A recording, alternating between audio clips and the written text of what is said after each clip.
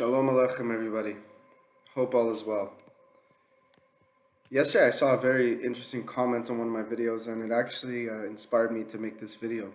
Someone in the previous video I made yesterday, I was talking about how all the nations of the world will turn to Hashem. In the days of Moshiach, all of the leaders will turn to Hashem, and with that, of course, the whole world will turn to Hashem.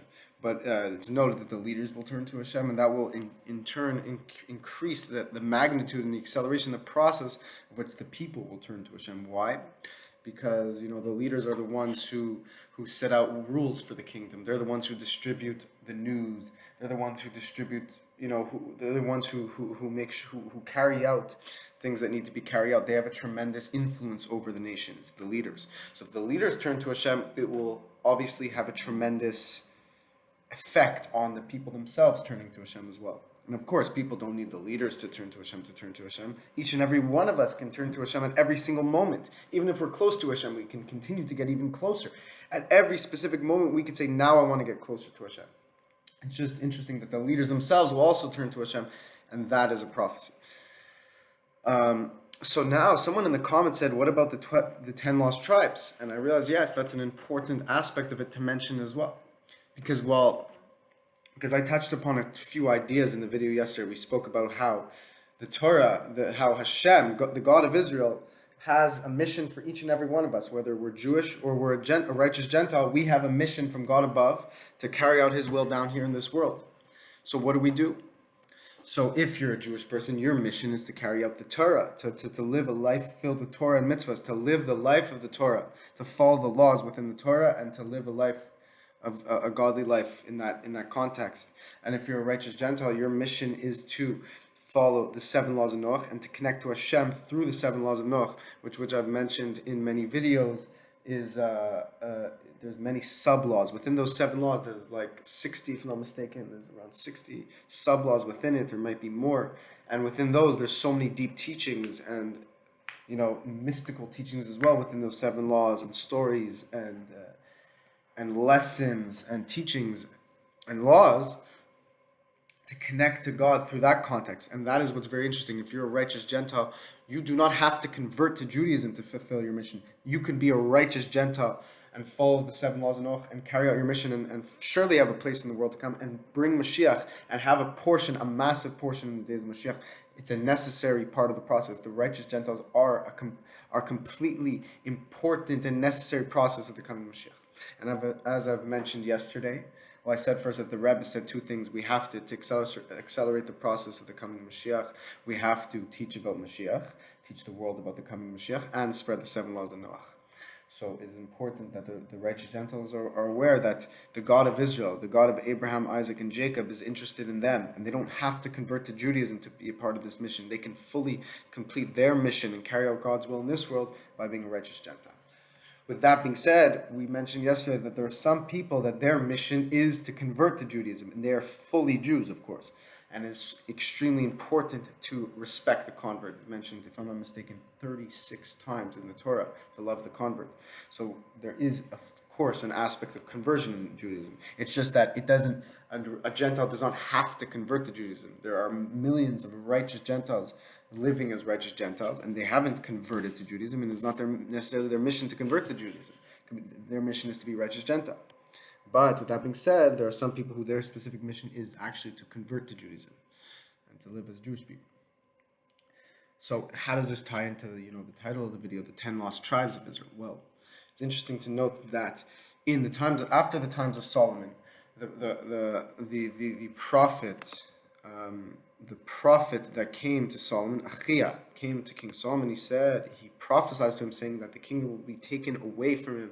The vast majority, the kingdom won't fully be taken away from Solomon, but the vast majority, the kingdom of Solomon after Solomon's passing, his son Rehoboam took over, and the kingdom split. And 10 tribes, the vast majority of the northern part of the kingdom, split off, and they created their own kingdom led by Yerovam. And there was many wars fought between these 2 kingdoms of Israel. But of course, the northern kingdom, the new kingdom that split off from King Solomon's kingdom, was not a righteous. They were not righteous. They were idol worshippers. Through thick and thin, they were idol worshippers. Whereas the holy kingdom, the kingdom of Judah, the kingdom of Solomon, was mostly righteous, but there were also kings in even that, the holiest kingdom, like the kingdom of Judah from King David and Solomon, that actually also were Rahman al that turned against Hashem. But of course they were removed by the Sanhedrin at many points, and the kings then were idol worshippers, but then turned back to Hashem, like the famous Chizkiyahu, who removed all the idols from his father's kingdom, and also later on Yoshiyahu, who also removed all of his evil king's father's idols from the home. Maybe his father did tshuva in the end. I don't know if his father did tshuva, but anyways, there were many idols, and Josiah, the king, also removed. So the southern kingdom, it's not really called the southern kingdom, it's called the kingdom of Judah, is the kingdom of David. The northern kingdom split off, and it was called the kingdom of Israel, and they made their own kingdom, but it was mostly idol worship. It was idol worshippers. So within that process, what happened was 10 of the lot. After that, there was many disasters, many wars that were fought between both these kingdoms and many other kingdoms surrounding. And within that, the process of this, what happened is that the 10 tribes were lost. 10 tribes were dispersed into exile. We don't know exactly what happened, but there were wars, there was intermarrying, there was lost tribes in the exiles. There were people, who knows where they could be. They could be enforced still today in areas that haven't been civilized, haven't been found by modern civilization. There could still be lost tribes living there. But the main point of this video is to say that actually, in the days of Moshiach, 100%, the lost tribes will return to Israel. And that is how we know we will be full in our might again, is that the lost tribes will return to us. And who knows how many of these people there can be in the world. We can't just start counting. Hashem tells us, whenever we count, we're always limiting. So we can't put a number on how many, but let's just imagine. Right now we know for sure there is about 15, 16 million confirmed Jews.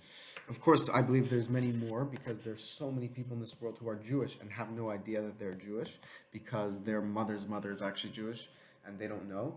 And this is all over the world. We see this reality. So these are just people, by the way, who are from the tribe of Judah, or if they're Levites, so from the tribe of Levi because they're Levites. But the vast majority of Jews alive today are from the tribe of Judah because the tribe of Judah was the area that stayed loyal to King David's kingdom. So even the people from other tribes came into Judah, and they basically came into Judah. So it could be that people are from other tribes, but the vast majority of people are from the tribe of Judah, as well as Benjamin. Benjamin was right next to Judah. They were they were touching, and they was actually surrounding each other, sort of. Their borders were intertwined, so to speak. So they're right next to each other.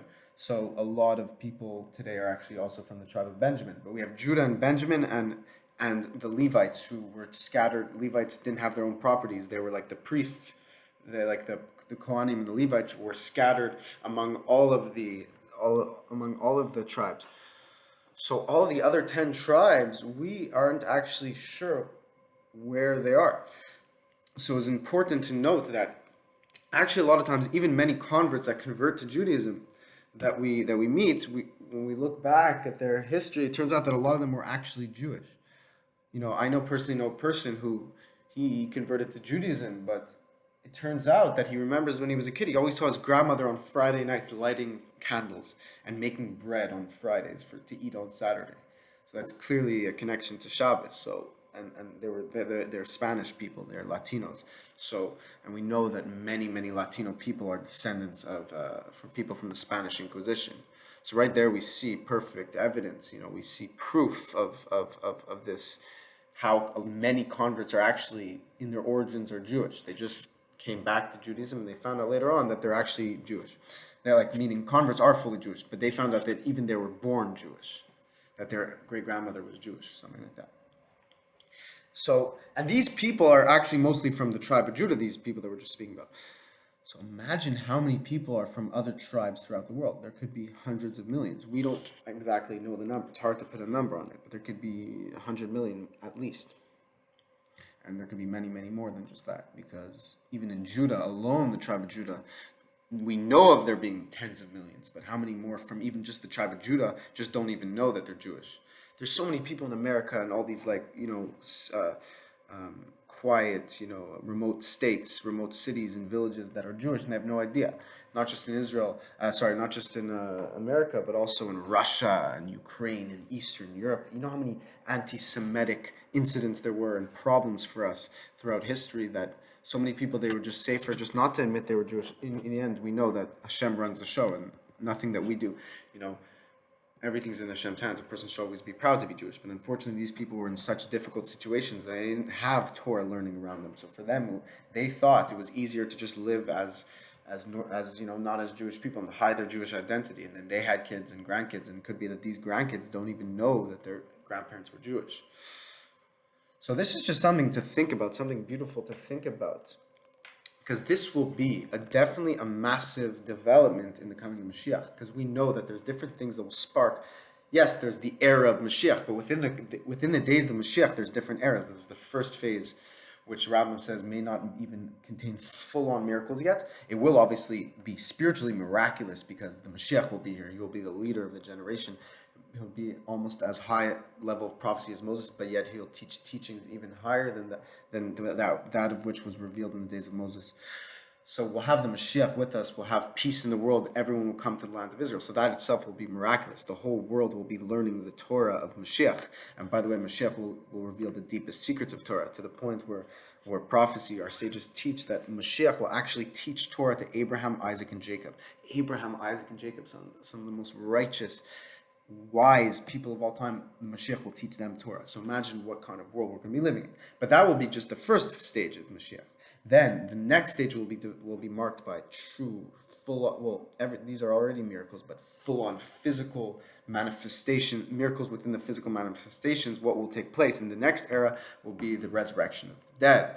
And when the resurrection, also before this, by the way, the temple will be built and the divine presence will be in the temple. So there will be miracles, meaning when the temple is built and the Holy of Holies is in its place, so that means the godly light radiates throughout the whole world. Not necessarily a physical light, but a spiritual light, which is even greater, meaning God's presence will be felt and radiate through the entire world. The whole world will be in awe and a spiritual ecstasy because the temple will be built.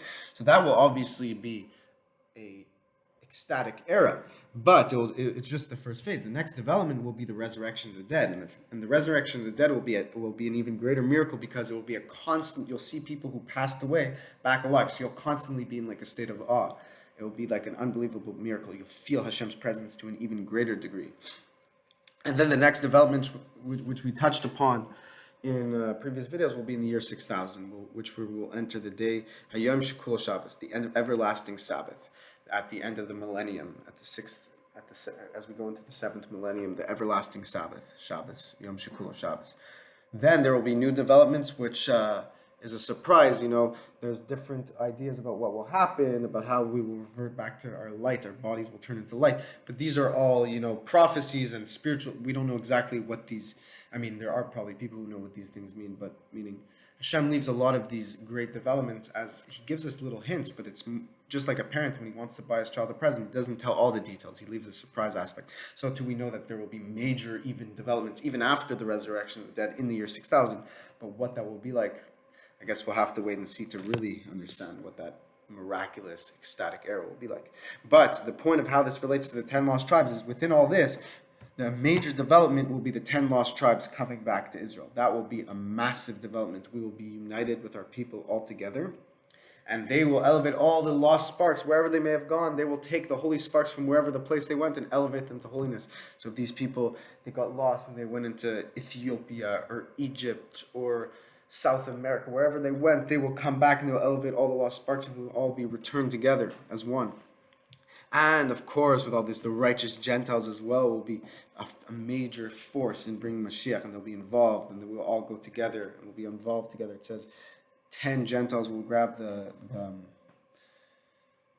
garments of each Jew. 10 Gentiles per Jew will say, "Please, can you take me with you? Because I heard that God is with you." The Gentiles will say, "Please, Jew, help me. I want to be with you. I know that Hashem is with you. Please show me the way." And the Jews will gladly do it, and the Gentiles will go along, and that will mark the prophetic prophecy. And there, there's proof of that in my YouTube channel. On the channel below, on this comment section, I see proof of this, where righteous Gentiles are commenting, asking questions about the God of Israel, wanting to get close to the God of Israel. You guys are inspiring me. You guys are proof of the Moshiach's imminent arrival. So this, in gathering the exiles, is obviously something very beautiful. And who knows how many we will be expecting. There could be beyond number. I don't even want to put a number to how many lost people, how many people are in the lost tribes, and what that era will be like, and how many tzaddikim and how many geniuses, and what our nation will be like when we're all united as one. So all we can do is get excited and bring Moshiach immediately so we can see for ourselves. Hope you like this video. May Hashem bless you all.